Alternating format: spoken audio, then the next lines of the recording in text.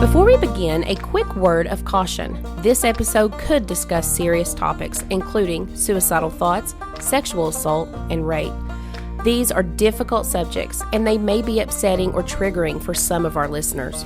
If you prefer not to hear about these issues today, please take care of yourself and skip ahead or join us for another episode. If you choose to stay, you'll hear Samantha get madder in hell as we discuss these cases and the events that occurred. Hey y'all, I'm Elisa. And I'm Samantha. And welcome to Watch for Deer. Happy 2026! So excited for a new year. 2025 sucked.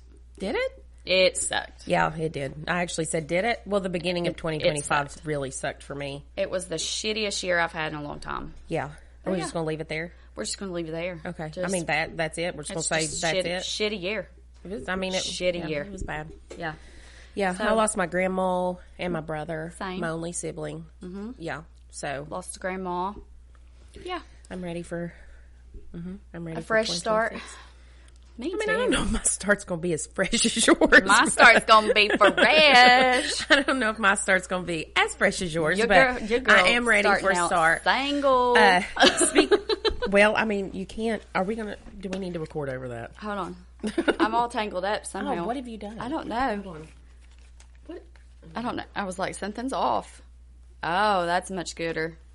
Okay, much gooder. We leaving that alone? Yeah, we'll just leave it. We'll leave it be. We'll leave it alone. Okay.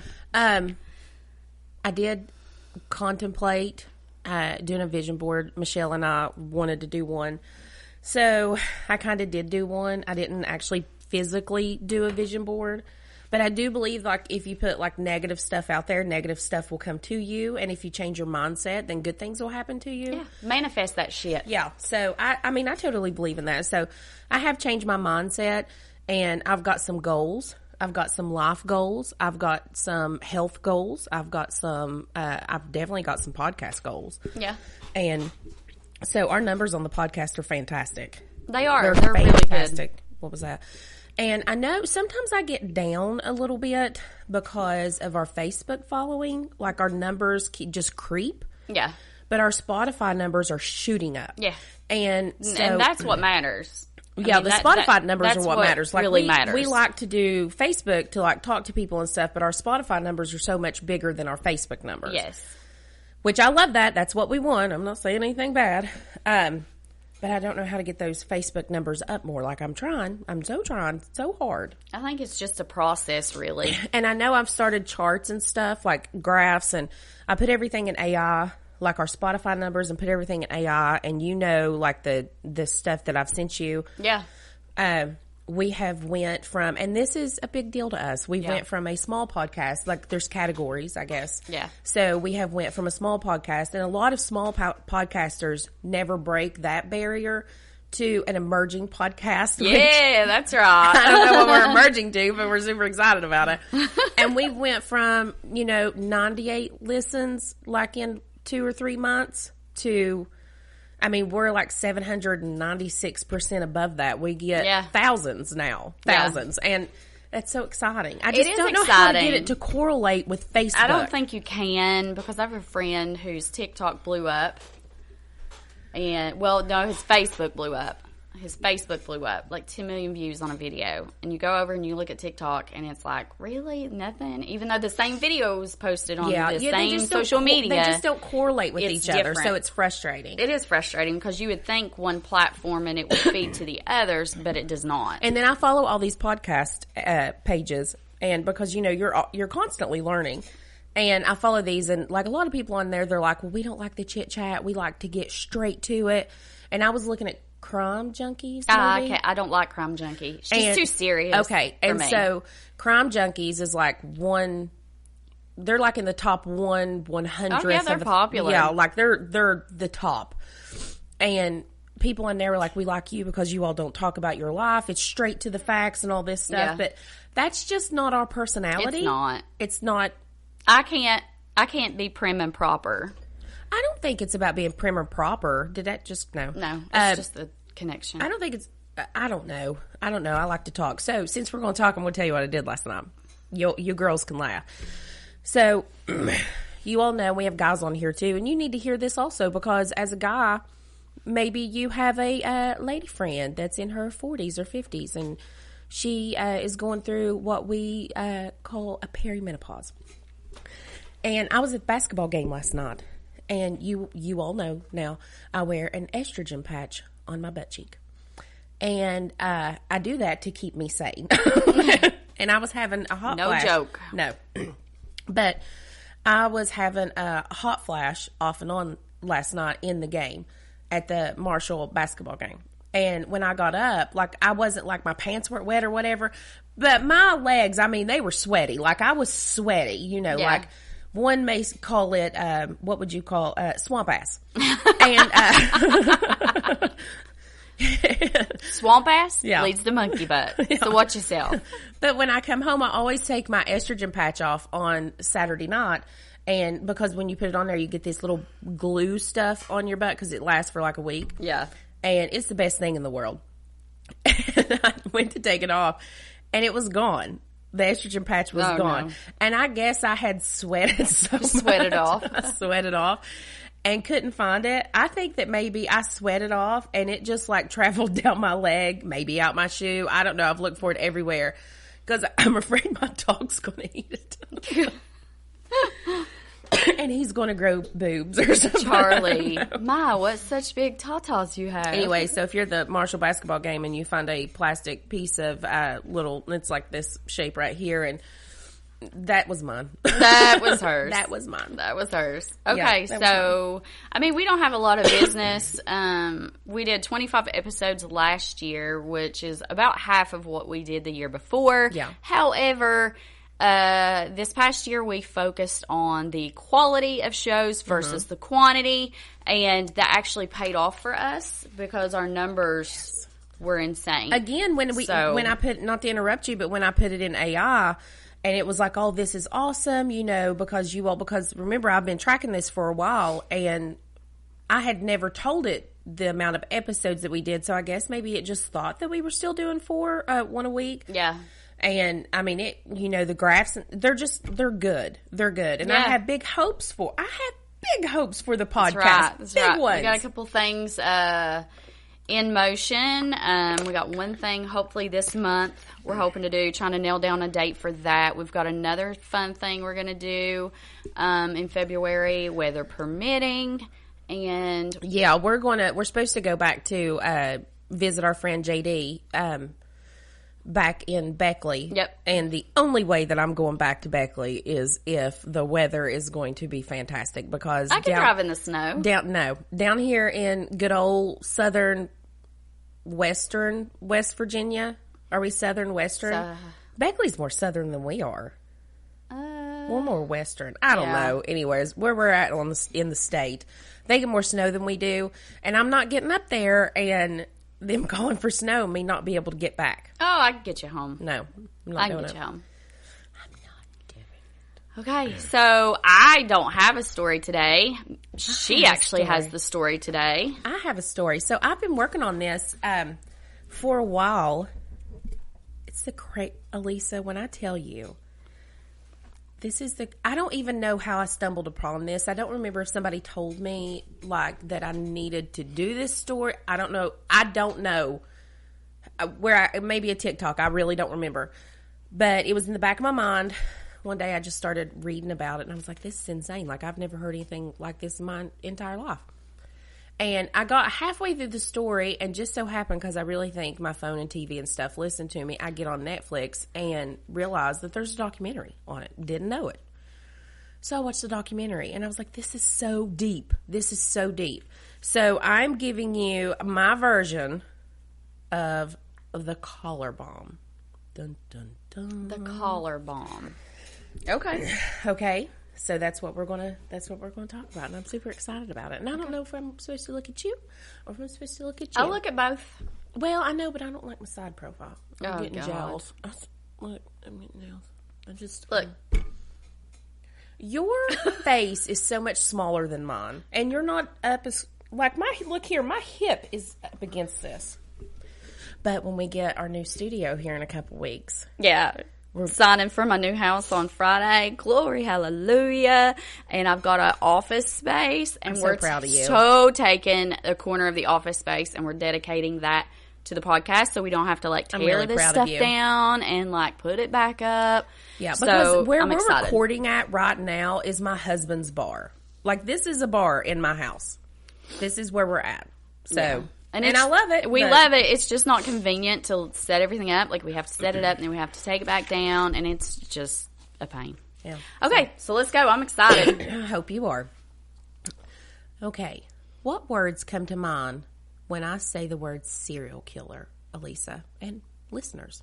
What do you think of? Duh. Someone who has committed more than 3 murders. Okay. Whether that be male or female.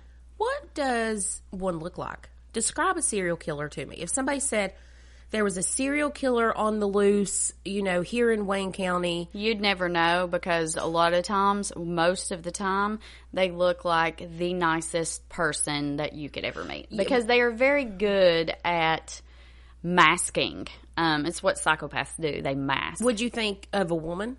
Not typically. No, not typically, right? You don't typically think serial killer. You don't think woman. Yep. Would you think excelled in academics? Valedictorian of her class? No, not usually. On the outside, she seemed to have all the opportunities a person could ask for, and on the inside, she was a ticking time bomb waiting to explode. I feel like I'm a ticking time bomb waiting to explode. I also feel like you're a ticking time bomb waiting to explode. Okay. This is the story of Marjorie Deal Armstrong. This is also a story about Kenneth Barnes, Brian Wells, William Rothstein, and Floyd Stockton. This is the most messed up story I have heard in a very long time.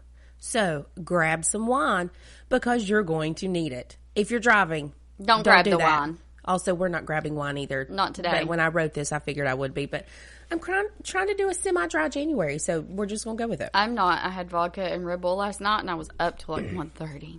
Oh. 2 Red Bulls at like 9 o'clock. I do not recommend. I do not recommend. Marjorie Deal Armstrong was born in 1949 in Erie, Pennsylvania, to Harold and Agnes Deal. She was very intelligent and pretty. And when I tell you she was pretty, she was a looker. You know what I wish we could do? Can we hook up something to this? And be like, can we do that? Is that a smart TV? That's not a smart TV. Oh no. Can we hook up? We'll something get one to for it? the podcast. Okay. I wish we could be like studio. We got this, but no, we can't. It's going to be fancy. Okay. She was very intelligent, pretty. She was valedictorian of her class and had a bright future ahead of her. She had a degree in sociology and a master's degree in education. Later in life, she claimed that she was abused by her parents and by former boyfriends, and Dr. William Ryan, a forensic psychologist, believed that Marjorie suffered from post-traumatic stress disorder due to abuse as a child and by her boyfriends. She was also diagnosed with being bipolar and really a host of other mental issues. Now, I'm going to tell you about some murders that occurred, but these are not the story that I'm telling you. This is so that you can wrap your mind around the type of person we are dealing with here. In 1984, she claimed her boyfriend, Robert Thomas, was abusing her, and she emptied a revolver into him. It took years for them to find her competent to stand trial because of her bipolar disorder. She was acquitted, and 2 more murders were to follow. She killed James Roden with a shotgun, put him in a freezer, and I want you to put a pin in that name, because that's going to come back around. We're going to circle back around to Roden. I like circling. I'm a little surprised that so far, 2 out of 2 methods of murder for her were guns, which is super rare for a female. And you think a gun's rare for a female killer? Oh, yeah. So I have another story about the psychology of female serial killers that we're going to get into, not this episode, but I've researched it a lot, and that is super rare that she chose to use a weapon. See, I was thinking I was just thinking, well, usually a female is not as strong as a male. Yeah. For most of the time. Listen, I don't come at me. Then we got Catherine Crocker Knight, who was a big old girl. That's Yeah. on one of our episodes. And she stewed him. Oh. Served that to his kids. Oh, God. Go check that episode out. Anyways. So what she was going to do with Roden is she was apparently going to let his body freeze. She was going to break it off into pieces and put it into a wood chipper. So she was totally thinking this through. So there's also been a host of men to die around her, and they were all suspicious, but she was never charged with any of those, but they were all still like super suspicious. Okay. So now, Marjorie Deal and Roden. This brings us to Brian Wells, the next important figure in our story, and one of Marjorie's victims. Possibly. Maybe. I'm not 100% sure. You'll find out. Now, Brian was born in Erie, Pennsylvania. He was one of 6 children, and he dropped out of school when he was 16 to become a mechanic. He was described as being childlike. He eventually moved from being a mechanic to working at Mamma Mia's Pizzeria as a delivery driver. It is important that you remember his occupation. Delivery driver. Pizza delivery driver. There isn't much of a backstory to our next conspirator, Kenneth Barnes, other than he was a drug dealer and a retired TV repairman. Floyd Stockton was born in Washington State in his youth, and earlier years would be described as violent criminal activity, which put him behind bars more than one time. When the story I am about to tell you takes place in 2003, he was wanted on rape charges in Washington State. He was hiding out in Erie. Our last conspirator is William Rothstein. He was born in Erie, Pennsylvania. He was skilled mechanically, and he was said to be bright. His later years, he was described as being eccentric hoarder, and I saw the pictures, like hoarder, like should have been on TV. TLC. Yeah, hoarder. TLC hoarder? Yeah. That came, he was very unusual. Now we have all the key players in this devastating, unbelievable crap show of a story. Crap show. Let's go. Let's do it. I write my stories like I speak. Hold on, I'm going to drink of water, say something important. I don't have anything important to say. You got to say something. I'll say something. Chug, chug, chug. Water? Yeah. Puke. Okay. Puke.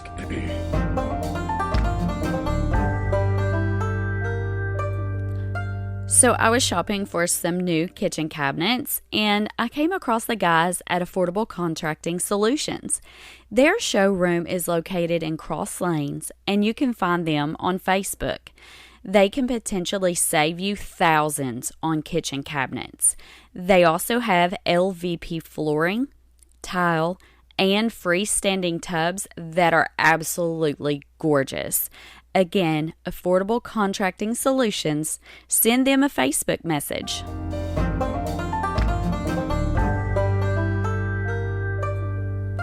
Are you ready to feel lighter, more energized, and more in control of your health? At Enlightened Weight Loss and Wellness, they specialize in personalized, science-backed support for men and women's hormones, weight loss, and overall wellness. From GLP-1 weight loss injections to metabolism-boosting vitamin therapies and functional hormone balancing, they create a plan that finally works for you. If you're ready to feel like yourself again, or better, now's the time. Learn more at enlightenedweightandwellness.com or check them out on Facebook at Enlightened Weight Loss and Wellness. Mention code SPOOKY10 for 10% off your first visit.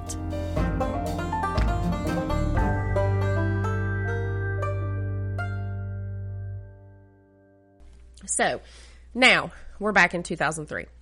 Marjorie believed that she was entitled to her dad's wealth, and the fact that he was splurging and giving it away was not something she was going to tolerate. Marjorie hired a gunman to take her father down. I don't mean to laugh on this. This story is just so out there. Like, it's just, my nose is running too. Anyways, Marjorie hired a gunman to take her father down so she could have the money that he was blowing on everything but her. Okay. It is reported that her dad was not at all shocked by the fact that she tried to hire a hitman. Like, he wasn't, and you also need to remember too that when I wrote this, when I was writing this, I had not seen the documentary yet. I didn't even know at this point that there was a documentary out there. So, in the documentary, he wasn't shocked at all. Like, he knew she was crazy. Kind of knew she'd always been crazy. So, There's signs. There's signs. She ended up hiring Kenneth Barnes. Barnes was willing to kill Marjorie's dad for the low, low price of $250,000. I thought you were going to say $250. I was like, dude. There was a slight problem with the amount, though. Marjorie had nowhere near that amount of money and would need to come up with the cash quick. So a plan was devised. Uh-oh. So there's two sides to the next part. The police have said that Wells was a willing participant in the heist. Now, you remember Brian Wells, the pizza delivery guy. Okay. The police said he was a willing participant in this. Okay. They said he knew that he was going on that, They said he knew that was going on and that he was heard by many people. Okay. They said he knew what was going on, that many people heard him talking about the heist a month before, and he was seen leaving Kenneth Barnes' house the day before the robbery took place. Okay. That isn't true. He was not a willing participant and was forced into the bank robbery. Okay. So believe what you will. Was he a participant? Was he not? We don't know. We still don't know. Okay. I'm going to tell the side that makes Wells sort of look like a willing participant because the police probably have the most evidence, and that's probably more likely what happened. That he did know what was going on. He just didn't know. He was just complacent in it. He just let it happen. I think he was manipulated. I think he knew what was going on. I don't think he knew everything that was going to happen. I think they manipulated him, and it ended horribly. Okay. Marjorie, Floyd, Kenneth, William, and Brian came up with the plan to rob the PNC Bank in Erie, Pennsylvania. At this time, Wells had been a pizza delivery guy for like 10 plus years. The plan was to give Brian a shotgun that looked like a walking cane. They were also going to put a collar around his neck that would have a fake bomb in it. Fake bomb. Wells believed the bombs would be fake. He believed the bombs would be fake. However, Marjorie had asked Kenneth Barnes if he knew how to build a pipe bomb, and she gave William Rothstein 2 egg timers, and he supposedly is the one that built the explosive collar. On August 28th, the pizza place received a call to deliver a couple of pizzas a few miles away.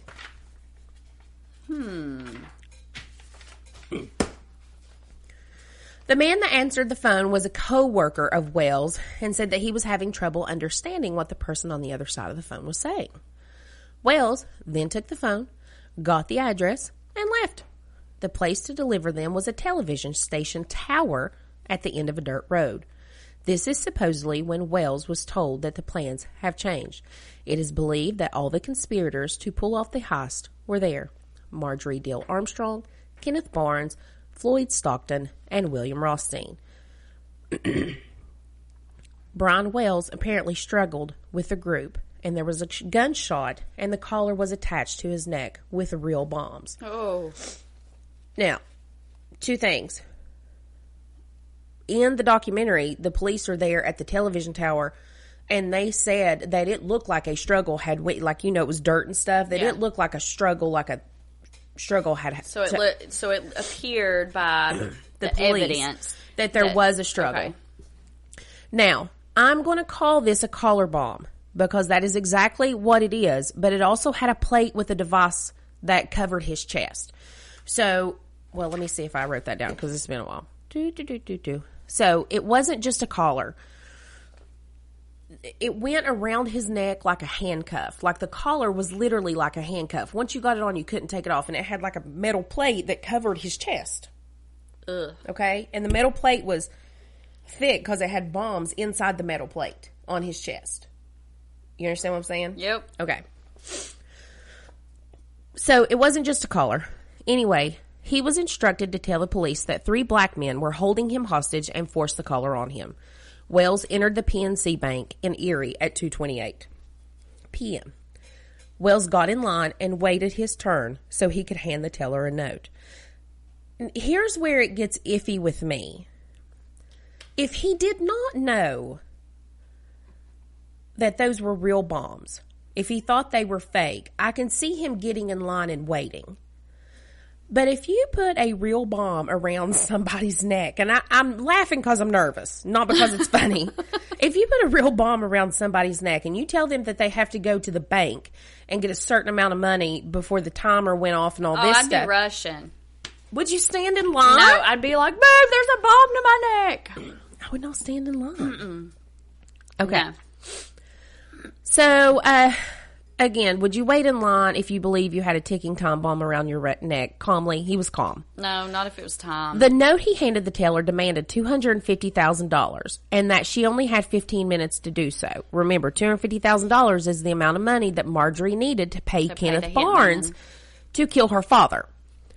The teller was unable to get access to the vault, so Wells walked out with a little over $8,000. When Wells entered the bank, the security cameras doesn't show a man that was being told he had a bomb around his neck. It showed a man that was calm, patient. I wouldn't be calm and patient if I had a bomb strapped around me anywhere. He waited in line, and one of the witnesses said that while he was walking out, he swung the shotgun cane like it was a cane that was a shotgun. Like Charlie Chaplin, like this. He walked out swinging that thing. Oh, I shouldn't have said that like that. He walked out swinging the cane, not that thing. I shouldn't have said he walked out swinging that thing. Swing that thing, baby. No. It should also be stated that many find it peculiar that the shirt that Wells had on was a Guess brand shirt. Remember, Guess brand. Yeah. And so the plate kind of stuck out here, and we'll post pictures on our Facebook page. And but it stuck out, and right across the chest here, like if he had boobies, where his boobies would be, it said Guess in like giant letters, like guess what I have, type thing. Yeah. Yeah. Anyways. Later, the police said that the cane was in fact a loaded gun and that it was able to fire rounds. They actually shot the cane. I want a cane that shoots bullets. How cool would that be? I don't think I just think that would be cool. Since he did not run in screaming, I have a bomb, like he was getting ready to die. This leads, whatever. Just lead. I put lead in leads. Many to believe that he was a willing participant and not forced and his family believes that he was forced. Like, his family stands strong still to this day that Brian Wells would never do anything like this. He was a wonderful, caring human being, and I guess maybe that's possible, even though we are going with the fact that I believe that he knew what was going on. Well, I don't think that he knew the bomb was going to be real. What gets me is, so I guess maybe where the cops had found that they had struggled. Yeah. Maybe he noticed the device and they struggled putting it on. Yeah. And after they got it on him, they were like, dude, calm the crap down. Like, it's not even real. You know what I mean? Like, it's just a prop. Right. So I could see, like, how he would have struggled. And then once he was just kind of nonchalantly going into the bank. So I get that. Okay. Well, I mean, this is like the least of the story. This story's wild. So, anyways, he takes his $8,000 and he walks out of the bank, and he got in his Geo Metro and he drove off. He had been given clues by his conspirators to do a scavenger hunt to get keys and a code to unlock the bomb collar that was around his neck.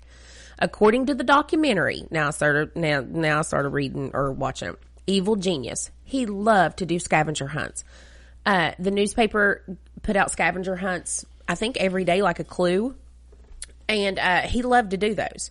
Some believe that Marjorie and the conspirators knew this information about him, and that is how they coaxed him into the scavenger hunt in the collar. When Wells left the bank, he drove to, well, now before we go any further, let's discuss some of the demands and clues. So we need to, before we even talk about where he went, we need to talk about the scavenger hunt. For him to get the bomb off of his neck, the scavenger hunt was addressed to bomb hostage. The notes insisted that he drive to several places, like to a McDonald's sign to get the next clues. Did it say how much time old boy had before it went off? Yes. Yes, it did. So I'm just curious if they calculated all this scavenger hunt. Well, hold on. So wait 1 second, because we're actually going to get there. Okay. These notes were very long, and there were threats all through the notes, like, if you do not follow these instructions, the device will detonate. If he tried to remove the collar, it would immediately detonate. Alerting law enforcement would be deadly because he was being watched, and they would detonate the bomb. And failing to meet any of the given timelines would cause the device to explode. Certain death. So Wells left the bank, and the silent alarm had already been sounded, so the police were on him almost immediately. Law enforcement boxed him in at Eyeglass World. The police all drew their guns, and they start yelling, "Get out of the car!" Wells gets out of his car, and police handcuff him, and the police put him on the ground. So, and there'll be pictures of this too. We'll post pictures of this. So they handcuffed his hand behind his back, and they set him crisscross applesauce style, like he's sitting on the ground. Wells tells the police that he had been forced to rob the bank and that he had a bomb around his neck. The police were initially taken aback by all the information that Brian Wells was telling them. And eventually, the police officers realized he did have a collar device around his neck. I was going to say, they probably thought this guy was bullshitting him. They backed off and called the bomb squad. Well, when the state police called the bomb squad, the traffic was immediately shut down in the area to keep the public safe. Okay. So when that happened, it delayed the bomb squad from arriving to the scene in a timely manner. And what I would call a timely manner, but who am I to say what a timely manner is? Like, I don't know, but so they blocked traffic and the bomb squad couldn't get there fast. That's shitty. Mm-hmm. Anyway, Brian was adamant in telling the police he had a bomb around his neck and that it was going to go off. He was sitting on the pavement with his hands cuffed behind his back, and a beeping started coming from the collar. The beep started slow and then eventually got quicker. Later, detectives would follow the route that was set up for the scavenger hunt and deemed it impossible to complete in time. The collar keeps beeping. The scavenger hunt was just to occupy him. Beep, beep. The police brace for what they know is about to happen. Oh, snap. Beep, beep, beep. I'm sure Brian knew that he was about to meet his maker. Beep, beep, beep. Gone. Brian was gone. The explosive device that was put around Brian's neck had exploded and blew a hole right through his chest. His family would claim later that Brian Wells had not known that this was part of the plan, and that it was cruel that in the last minutes of his life he was handcuffed and begging for help. Did he not know? Was Wells oblivious to the fact that it was a live bomb? The answers to those questions was laid out on the pavement as police looked on in shock. While Brian Wells took his last breaths, the police found the scavenger hunt papers in his Geo Metro, but it would be a month before there was a break in the case. This was now in the hands of the FBI, the ATF, and the state police. Huh. Also, let me go ahead and say that the family was also very upset that instead of, they said, preserving Brian's dignity and cutting the bomb off of his neck, that they cut his head off and removed it that way. Was that really necessary? So they cut they decapitated him to get that off of his neck. In the documentary, the police had said that they did it in the most kind way possible, I guess. I don't think you cutting somebody's head off. There's no kind way to do that. So they cut his head off instead of cutting the collar off. And his family was really. I think they said that you couldn't have they couldn't have had it open. You know, there was no way of stabilizing Brian's head. So, I mean, I just can't understand why they would feel the need to cut the head off. Well, they wanted to preserve the collar. Well, I understand that, but you get forensics in. That's what forensics does. They're on scene. They take pictures. They dust for prints. Then you cut it off. I don't know. I don't know anything about bomb squad. That's dumb. All right. 911, what is your emergency? Asked the operator. I don't think she was ready for what she was about to hear. Oh, God. I'm at 8645 Peachtree, and there's a body in the freezer. A body in the freezer? That wasn't your everyday call. Police dispatched immediately. When they arrived, they were met by William Rothstein. Calm, really calm. He pointed to the garage, and there it was, a chest freezer. And inside it, James Roden. Shotgun blast to the chest. Ugh. Frozen solid, like last week's leftovers. In the documentary Evil Genius, that is how one of the police officers described Roden. Frozen solid, like a Thanksgiving turkey. And remember when I told you to put a pin in Roden or Rodden? I don't know how we're saying it. It's R-O-D-E-N. Well, here we are. Rothstein claimed he was just the messenger. Oh, here we go. He said Marjorie killed Roden.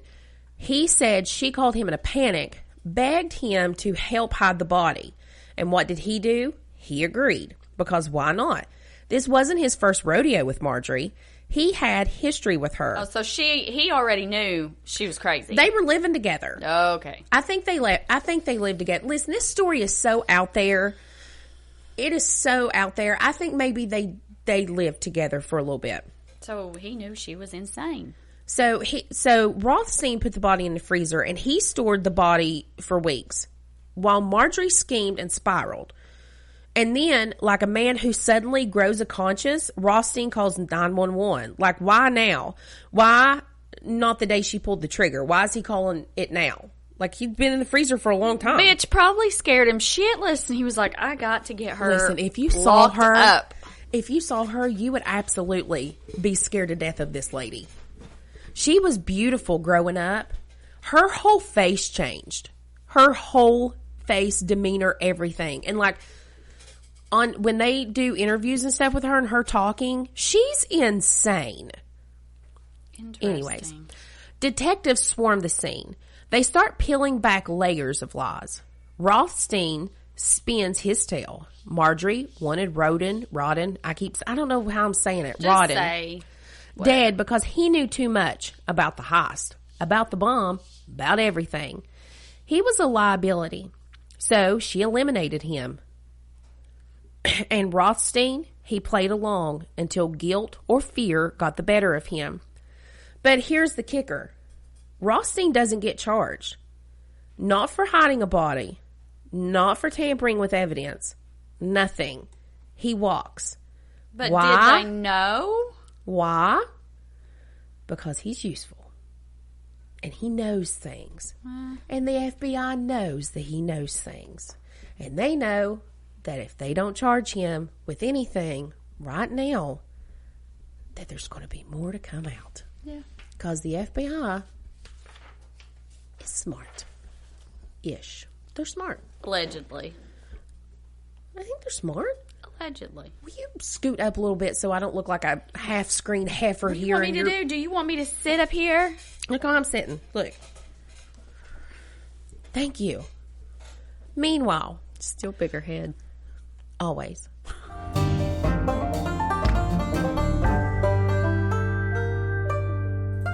Okay, listen up. Have you guys ever seen Mountaintop Memories? Well, if you're engaged and looking for a venue, they're located in Milton and have beautiful views, on-site lodging, a groomsman cabin that's a game room for the guys, a hot tub overlooking the woods, and a 2,400 square foot reception barn on site that's climate controlled and absolutely beautiful inside. They have some of the best pricing anywhere for all that they offer, and mention Watch for Deer and save $200 off any package. Find them on Facebook, Mountaintop Memories, and send them a message for more information.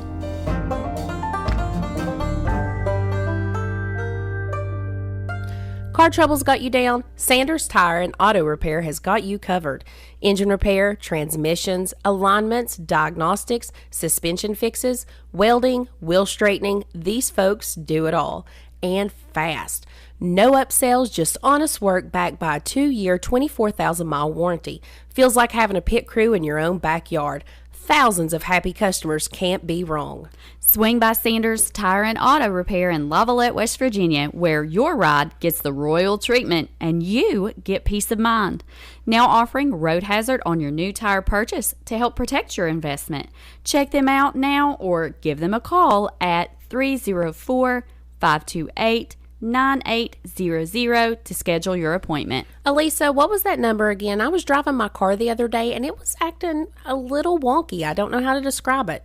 It's 304-528-9800. Give them a call. Awesome. I'll call Mick and Aletha. Thanks.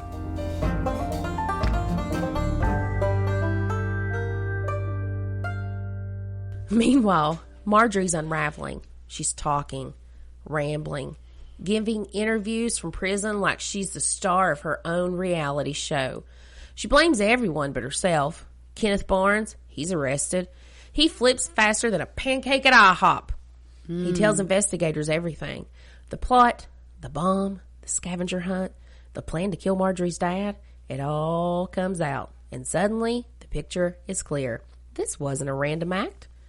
This was a masterpiece of manipulation, a deadly game orchestrated by a woman who thought she was smarter than everyone else in the room. So, we're going to pause this for a second. Okay. Picture this. A pizza delivery guy with a bomb strapped around his neck, a scavenger hunt designed to fail, a body in the freezer, and a cast of characters that are so crazy you couldn't make this up if you tried. This is real life. This happened in Erie, Pennsylvania in 2003. And every time you think that you've hit the bottom of this rabbit hole, it just keeps on going deeper. There's more? Because here's what nobody saw coming. Marjorie wasn't done talking. She had secrets. Big ones. And she was ready to use them as bargaining chips. Okay. So, another thing that I want to tell you all about that I did not put in my story. Remember when they called and ordered the pizza? Yeah. And the guy that he worked with said, I couldn't understand him. Yeah. Couldn't understand. Yeah. So, he gave him the phone. That dude ended up dying 2 days later by suicide. You can let the cat out. You're going to have to let the cat out. It won't shut. Oh, Thomas J. She's coming. Thomas J. That guy ended up dying 2 days later from I want to say overdose.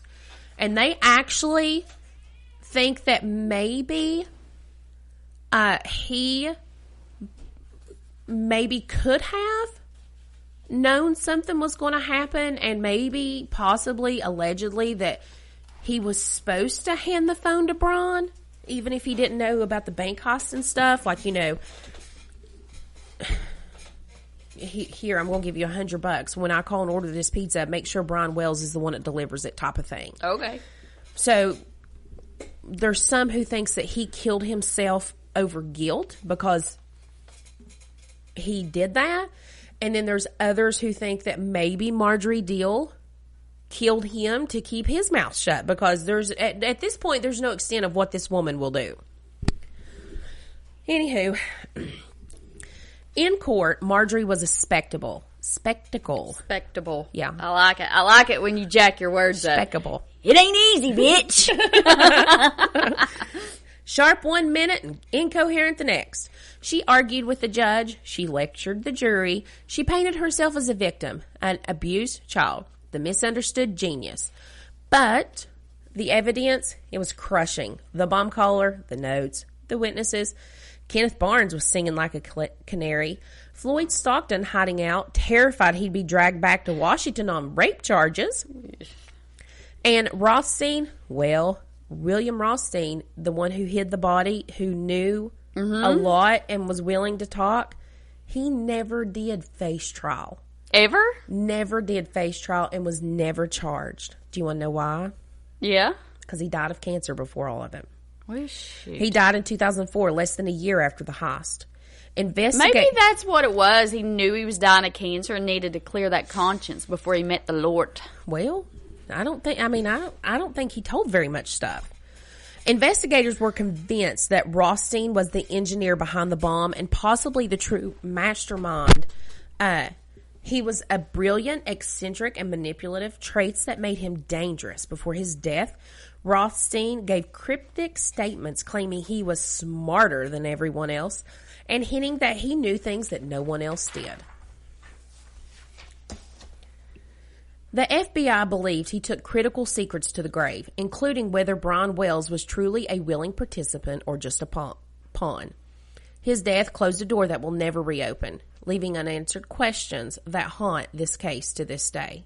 That's convenient, isn't it? The man who knew the most died of cancer. I mean, I actually think the dude did die of cancer. We don't need quotation marks. He wasn't poisoned. She was in jail. Oh.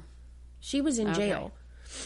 Now, listen, she was in jail also. She was in jail for Rodden. And then the heist stuff comes out. She didn't go to jail for the heist. Yeah. She went to jail for murder. And then that's how that happened. And then it all come circled. Marjorie gets life with no parole. She never did give a full confession. She never did say. She never said. She never did admit to doing it. She said that they were all, I mean, I can't repeat the words that she said. That woman had language like I'd never heard in my life.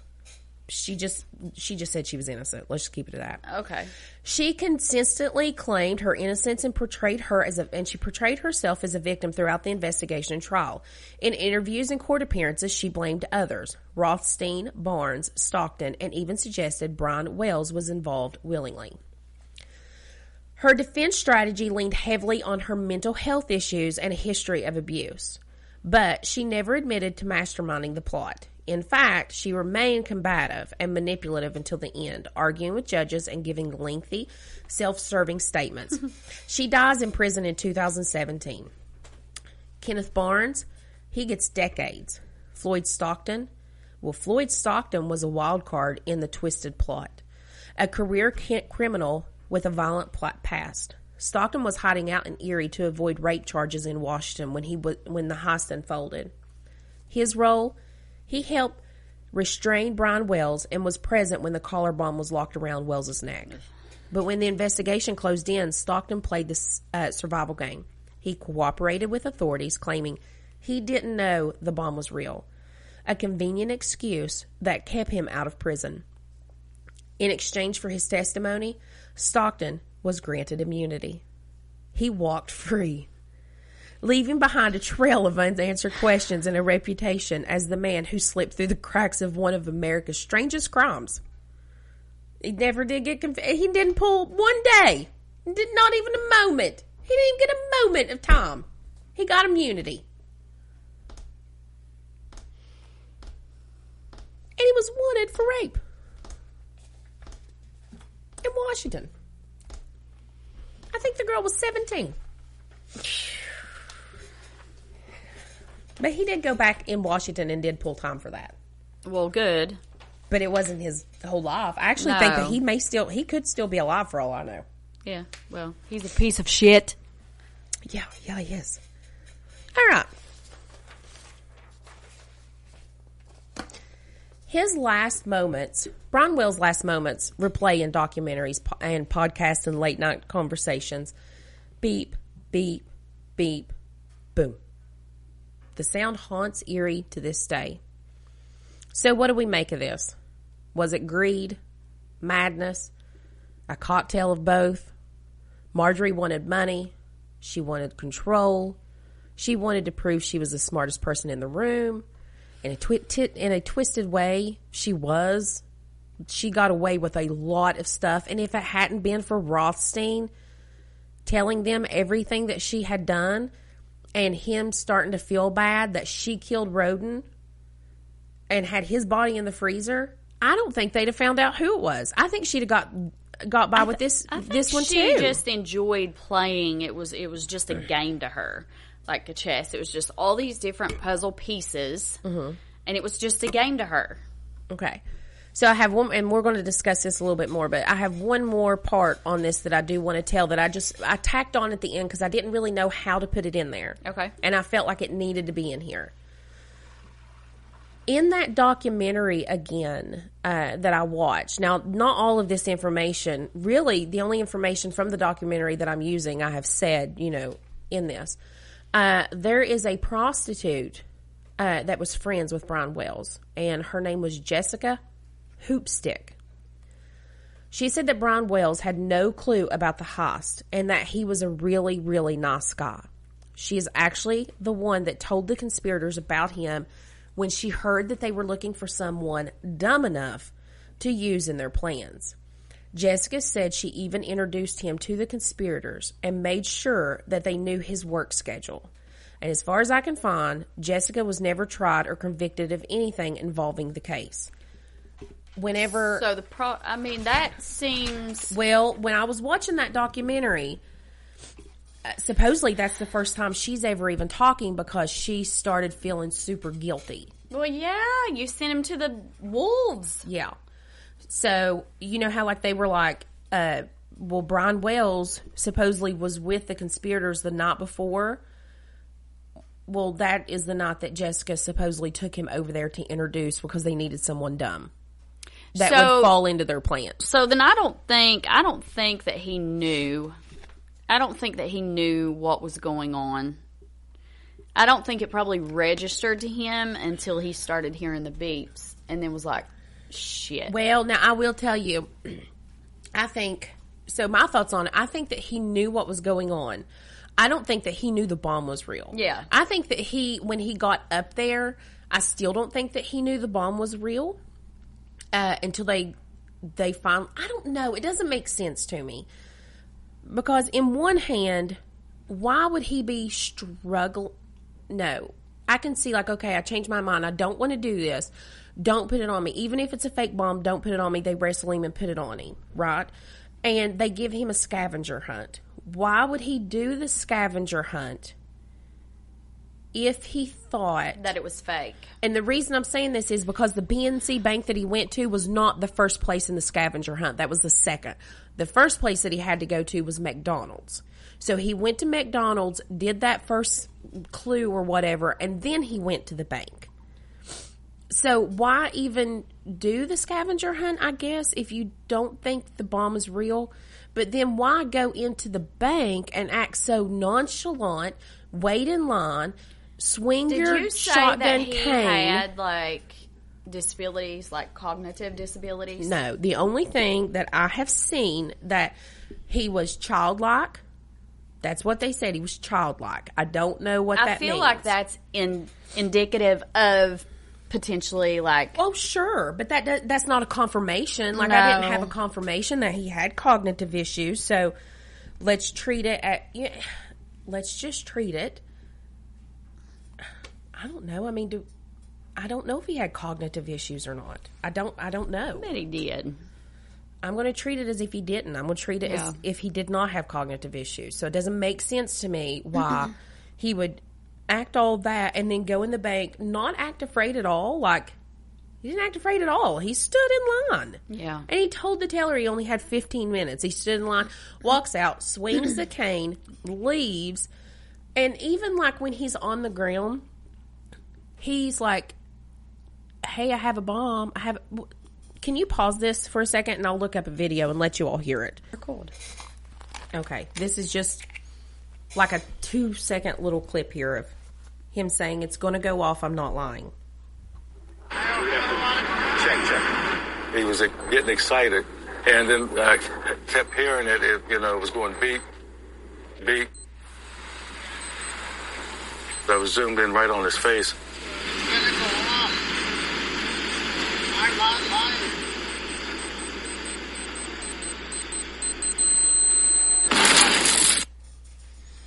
And you saw it. I mean, you saw it. It blurs it out a little bit, but not much. I mean, it blows him to pieces. It blows him. I mean, and it's far away. So, but I mean, and that's within the first. Like they show that the first episode, like they do that, and then they backtrack about the story, kind of almost like I did. Let you all know that Brian Wells wasn't going to make it, and it. I mean, it's incredibly sad. Even if he was, let's say he was in on the heist to get $250,000, he shouldn't have lost his life. Like, no.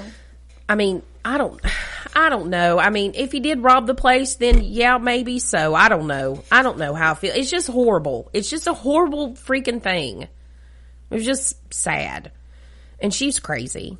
I don't think he realized, like you said, I don't think he realized that it was an actual bomb until he heard it start beeping. Because then he's like, oh, shit. Right. Like, I don't even remember what I said in this podcast. Like, if I thought that, of course he didn't think it was a regular bomb. There's no way he could have thought that and acted the way he did. Yeah.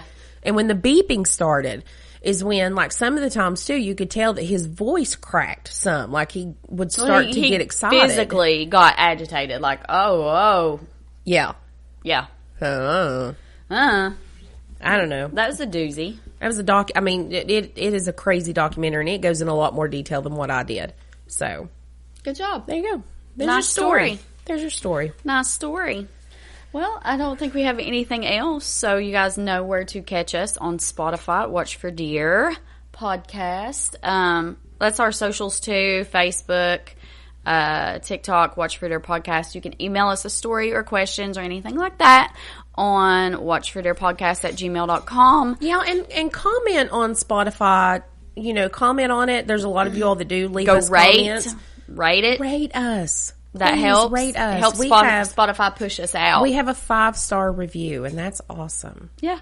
I appreciate that. We love you, and y'all be safe. And watch for deer.